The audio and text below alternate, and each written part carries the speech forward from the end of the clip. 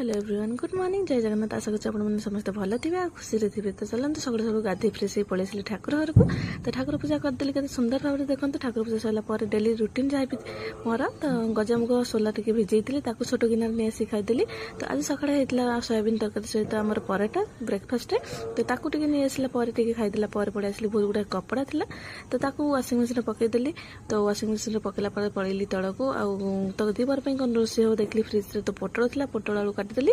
तो brown colour भाजी देकी तो मुझे करी पोटल आलू कषा सहित आलू कलर चिप्स सहित था बैगण पोड़ा। तो बैगण था गैस पोड़ी देकी भट्टा करदेली। तो ये पखाड़ा रेडी होगा आम देखो केते सुंदर भाव में कलर चिप्स सहित बैगण भट्टा तो पोटल आलू कषा सहित तो कांकुड़ी जोटा कि भिजा होता सोला तो दमदार भाव में गोटे सालाड होगा। तो पखाड़ा खाया रेडी होगा। तो समस्त पखाड़ा खाइलु आ बहुत गुड़ा बासन होता सब मजामजी करदेली। तो चलते फ्रेंड्स रोज आशा कर भिडियो भल लगी तो सब्सक्राइब करदेवे रोज।